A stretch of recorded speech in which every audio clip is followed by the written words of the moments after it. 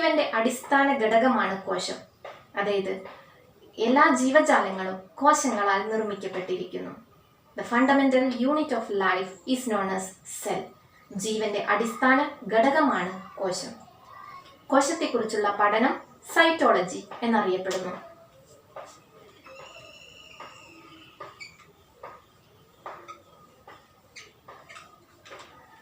ആദ്യമായി കോശം കണ്ടുപിടിച്ച ശാസ്ത്രജ്ഞനാണ് റോബർട്ട് ഹുക്ക്.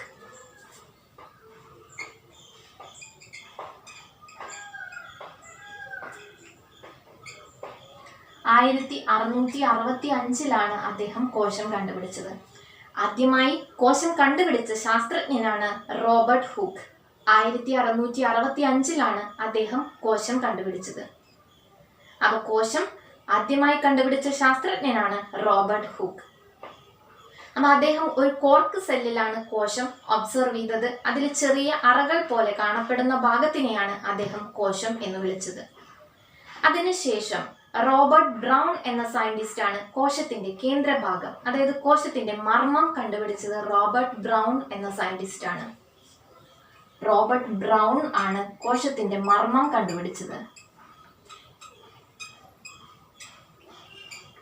അപ്പൊ കൺഫ്യൂസിങ് ആണ്. അതായത് റോബർട്ട് ഹുക്ക് ആണ് കോശം കണ്ടുപിടിച്ചത്. റോബർട്ട് ബ്രൗൺ ആണ് കോശത്തിന്റെ മർമ്മം, അതായത് കേന്ദ്രഭാഗം, ന്യൂക്ലിയസ് എന്നൊക്കെ പറയും, അത് കണ്ടുപിടിച്ചതാണ് റോബർട്ട് ബ്രൗൺ.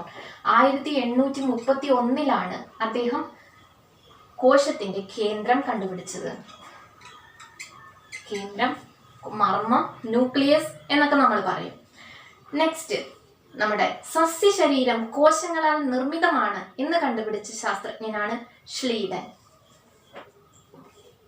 സസ്യശരീരം കോശങ്ങളാൽ നിർമ്മിതമാണ് എന്ന് കണ്ടുപിടിച്ച ശാസ്ത്രജ്ഞനാണ് ഷ്ലീഡൻ. എം.ജെ. ഷ്ലീഡൻ എന്ന് പറയും. 1838 അദ്ദേഹം സസ്യശരീരം കോശങ്ങളാൽ നിർമ്മിതമാണ് എന്ന് കണ്ടുപിടിച്ചത്. അടുത്തതായി ജന്തുശരീരം കോശങ്ങളാൽ നിർമ്മിതമാണ് എന്ന് കണ്ടുപിടിച്ച ശാസ്ത്രജ്ഞനാണ് ഷ്വാൻ. ജന്തുശരീരം കോശങ്ങളാൽ നിർമ്മിതമാണ് എന്ന് കണ്ടുപിടിച്ച ശാസ്ത്രജ്ഞനാണ് ഷ്വാൻ.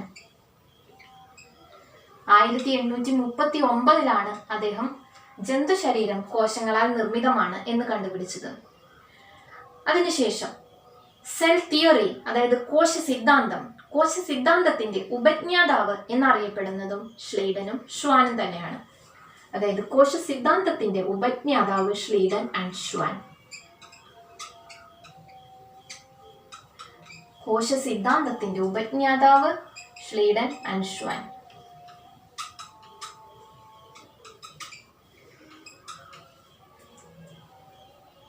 അപ്പോൾ അതിനുശേഷം നിലവിലുള്ള കോശങ്ങളിൽ നിന്ന് തന്നെയാണ് പുതിയ കോശം രൂപപ്പെടുന്നത് എന്ന് കണ്ടുപിടിച്ച ശാസ്ത്രജ്ഞനാണ് റുഡോൾഫ് ബുർഷോ.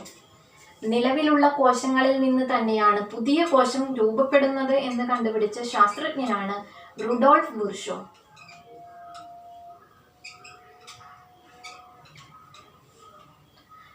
അപ്പോൾ നമ്മുടെ കോശത്തിന്റെ ഡിസ്കവറി, അതായത് സെല്ലിന്റെ ഡിസ്കവറിയിൽ ഇമ്പോർട്ടൻ്റ് ആയിട്ട് വരുന്ന ടോപ്പിക്സ് ആണ് ഇത്.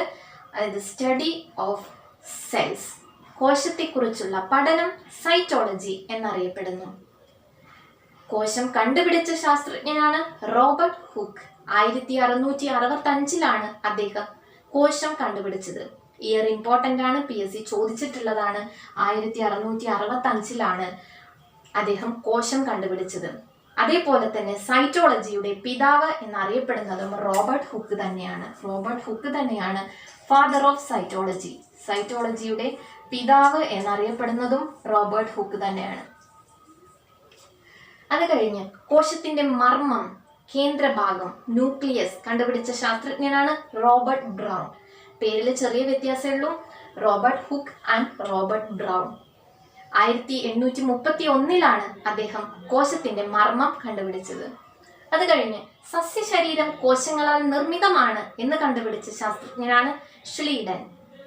ജന്തുശരീരം കോശങ്ങളാൽ നിർമ്മിതമാണ് എന്ന് കണ്ടുപിടിച്ച ശാസ്ത്രജ്ഞനാണ് ഷ്വാൻ. അപ്പൊ 1838-ലും 39-ലുമാണ് ഇവര് ഇത് കണ്ടുപിടിച്ചത്. സസ്യശരീരം കോശങ്ങളാൽ നിർമ്മിതമാണ്, ജന്തുശരീരവും കോശങ്ങളാൽ നിർമ്മിതമാണ്. അത് കഴിഞ്ഞ് സെൽ തിയറി, കോശ സിദ്ധാന്തം. കോശ സിദ്ധാന്തത്തിന്റെ ഉപജ്ഞാതാവ് എന്നറിയപ്പെടുന്നതും ഇവർ തന്നെയാണ്. ഷ്ലീഡൻ ആൻഡ് ഷ്വാൻ ആണ് കോശ സിദ്ധാന്തത്തിന്റെ ഉപജ്ഞാതാവ് എന്നറിയപ്പെടുന്നത്. അത് കഴിഞ്ഞ് നിലവിലുള്ള കോശങ്ങളിൽ നിന്നാണ് പുതിയൊരു കോശം രൂപപ്പെടുന്നത് എന്ന് കണ്ടുപിടിച്ച ശാസ്ത്രജ്ഞനാണ് റുഡോൾഫ് വിർഷോ. നിലവിലുള്ള കോശങ്ങളിൽ നിന്നാണ് പുതിയൊരു കോശം രൂപപ്പെടുന്നത്. ഇത്രയാണ് കോശത്തിന്റെ ഡിസ്കവറി ആയിട്ട് ബന്ധപ്പെട്ടിട്ടുള്ള പോയിന്റ്സ്. ഇനി നമുക്ക് ഈ കോശത്തിനെ രണ്ടായിട്ട് ഡിവൈഡ് ചെയ്യാം.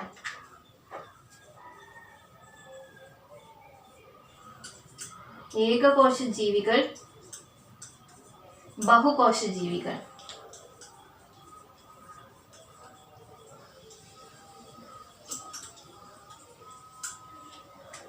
അതായത് ഏകകോശ ജീവികൾ എന്ന് പറഞ്ഞാൽ only one cell in their body, അതായത് ഒരൊറ്റ കോശം മാത്രമുള്ള ജീവികളെയാണ് നമ്മൾ ഏകകോശ ജീവികൾ എന്ന് പറയുന്നത്.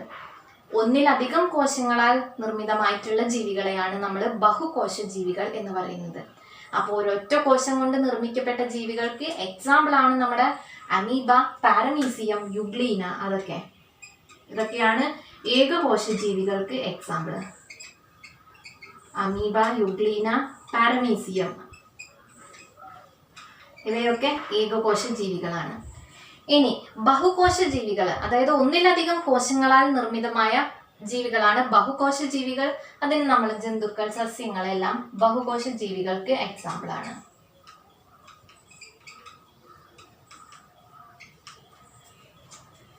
ഇതേപോലെ തന്നെ നമുക്ക് പ്രോകാരിയോട്ടുകൾ ആൻഡ് യൂകാരിയോട്ടുകൾ ഇങ്ങനെയും ഡിവൈഡ് ചെയ്യാം. അതായത് കോശത്തിനെ അല്ല, അതിന്റെ അടിസ്ഥാനത്തിൽ നമുക്ക് ജീവികളെ രണ്ടാക്കി ഡിവൈഡ് ചെയ്യാം.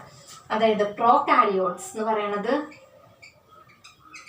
പ്രോകാരിയോട്ടുകൾ, അതായത് പ്രോകാരിയോട്സ് എന്ന് പറഞ്ഞാൽ വിത്തൗട്ട് ന്യൂക്ലിയസ്, അതായത് മർമ്മം ഇല്ലാത്ത, കേന്ദ്രഭാഗം ഇല്ലാത്ത സെൽസ് ഉള്ള ജീവികളെയാണ് നമ്മൾ പ്രോകാരിയോട്സ് എന്ന് പറയുന്നത്. പ്രോകാരിയോട്ടിക് സെൽസ് എന്ന് പറഞ്ഞാൽ അതിന് കേന്ദ്രഭാഗം ഇല്ലാത്ത, മർമ്മം ഇല്ലാത്ത ജീവികളാണ് പ്രോകാരിയോട്സ് എന്ന് പറയുന്നത്. അതേപോലെ യൂകാരിയോട്സ് എന്ന് പറഞ്ഞത് മർമ്മം ഇല്ല, അതാണ് ഇതിന്റെ പ്രത്യേകത. യൂകാരിയോട്സ് എന്ന് പറഞ്ഞാൽ മർമ്മം ഉള്ള കോശങ്ങൾ കാണപ്പെടുന്ന ജീവികൾ.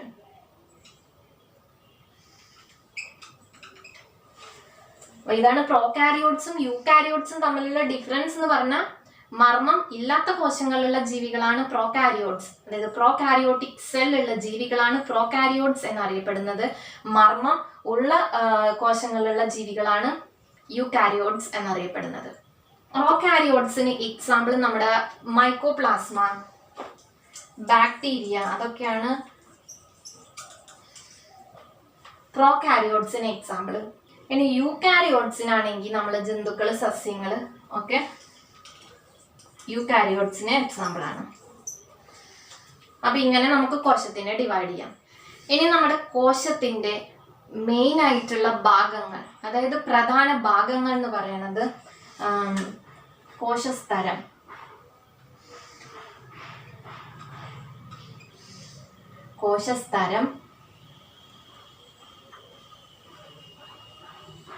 കോശദ്രവ്യം, ന്യൂക്ലിയസ്, മർമ്മം. ഇതാണ് നമ്മുടെ കോശത്തിന്റെ പ്രധാന ഭാഗങ്ങൾ. അപ്പൊ ഒരു കോശത്തിന്റെ പ്രധാന ഭാഗങ്ങൾ എന്ന് പറയുന്നത് കോശസ്തരം, കോശദ്രവ്യം, മർമ്മം. ഇതാണ് കോശത്തിന്റെ പ്രധാന ഭാഗങ്ങൾ. അപ്പൊ നമ്മളൊരു കോശം വരയ്ക്കുകയാണെങ്കിൽ അതിന്റെ ഔട്ടർ മോസ്റ്റ് പാർട്ട്, ഒരു കോശം വരയ്ക്കുകയാണെങ്കിൽ അതിന്റെ ഔട്ടർ മോസ്റ്റ് പാർട്ടിൽ കാണുന്ന ഇതിനെയാണ് നമ്മൾ കോശസ്തരം എന്ന് പറയുന്നത്. ഇതാണ് ഇതിന്റെ കോശസ്തരം, അതായത് ഔട്ടർ മോസ്റ്റ് ലെയർ ആണ് കോശസ്തരം എന്നറിയപ്പെടുന്നത്. അതിന്റെ ഉള്ളിൽ കാണപ്പെടുന്ന ഒരു ദ്രവം, അതായത് കോശത്തിന്റെ ഉള്ളില് ഒരു ദ്രവം, അതായത് ഒരു സെമി ഫ്ലൂയിഡ് സബ്സ്റ്റൻസ് പ്രസന്റ് ആണ്. അതിനെയാണ് നമ്മൾ കോശദ്രവ്യം എന്നറിയപ്പെടുന്നത്. കോശദ്രവ്യം എന്നറിയപ്പെടുന്നതാണ് ഇത്, അതായത് ഉള്ളിൽ കാണുന്ന സെമി ഫ്ലൂയിഡ് സബ്സ്റ്റൻസ്, അതാണ് കോശദ്രവ്യം.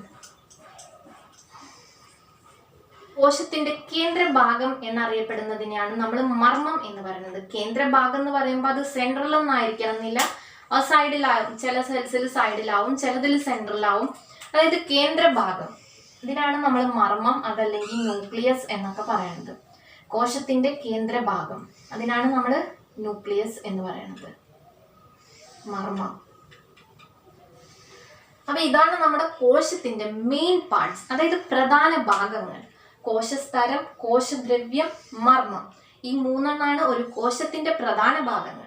അപ്പൊ ഇനി ഇത് പ്ലാന്റ് സെല്ലിലാണെങ്കിൽ, അതായത് ഒരു സസ്യ കോശത്തിലാണെങ്കിൽ, ഈ കോശസ്തരത്തിന്റെ പുറത്ത് ഒരു കോശഭിത്തി കൂടി ഉണ്ടായിരിക്കും. അതായത് പ്ലാന്റ് സെൽസിന് സെൽ വാള് പ്രസന്റ് ആയിരിക്കും.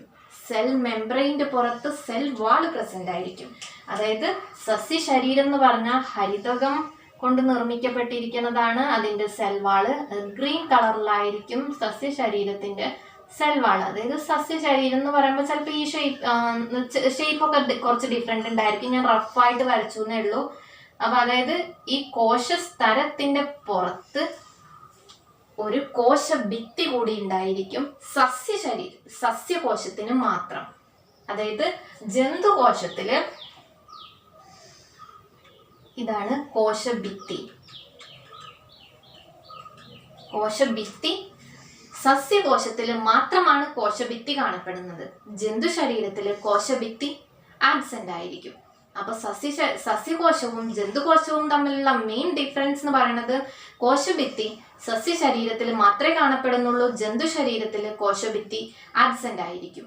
അപ്പോൾ കോശസ്തരത്തിന് പുറമെ ഒരു കോശഭിത്തി കൂടി സസ്യകോശത്തിൽ പ്രസന്റ് ആയിരിക്കും. അതാണ് മെയിൻ ആയിട്ടുള്ള സസ്യകോശം ജന്തുകോശം തമ്മിലുള്ള ഡിഫറൻസ്. ഓക്കെ, ഇനി നമ്മൾ ഇതിന്റെ ഓരോ പാർട്സ്, അതായത് ഇപ്പൊ നമ്മൾ മെയിൻ പാർട്സ് മാത്രമേ പറഞ്ഞിട്ടുള്ളൂ. കോശസ്തരം, കോശദ്രവ്യം, മർമ്മം, അതേപോലെ കോശഭിത്തി. ഇതാണ് ഒരു സെല്ലിന്റെ മെയിൻ പാർട്സ്. അപ്പൊ ഇതിന്റെ ഉള്ളില് സൈറ്റോപ്ലാസത്തില് സെൽ ഓർഗനൽസ് പ്രസന്റ് ആണ്. ഓക്കെ, അതായത് ഇതിന്റെ ഉള്ളില് സെൽ ഓർഗനൽസ് പ്രസന്റ് ആണ്. സൈറ്റോപ്ലാസത്തില് ഇമേഴ്സ് ചെയ്ത് കിടക്കുന്നതായിരിക്കും സെൽ ഓർഗനൽസ്. അപ്പൊ നെക്സ്റ്റ് പാർട്ട് വരുന്നത് നമ്മുടെ കോശാംഗങ്ങൾ, അതായത് സെൽ ഓർഗനൽസ്. അപ്പൊ കോശാംഗങ്ങൾ ഏതൊക്കെയാണെന്ന് നമുക്ക് നെക്സ്റ്റ് ക്ലാസ്സിൽ ഡിസ്കസ് ചെയ്യാം. സൈറ്റോപ്ലാസത്തിലാണ് കോശാംഗങ്ങൾ കാണപ്പെടുന്നത്. അപ്പൊ നമ്മുടെ കോശത്തിന്റെ മെയിൻ പാർട്സ് എന്ന് പറയുന്നത് കോശസ്തരം, കോശദ്രവ്യം, മർമ്മം. അപ്പൊ ഈ കോശദ്രവ്യത്തിലാണ് വിവിധ കോശാംഗങ്ങൾ കാണപ്പെടുന്നത്. അപ്പൊ കോശാംഗങ്ങളെ കുറിച്ച് ഡീറ്റെയിൽ ആയിട്ട് നമുക്ക് നെക്സ്റ്റ് ക്ലാസ്സിൽ ഡിസ്കസ് ചെയ്യാം.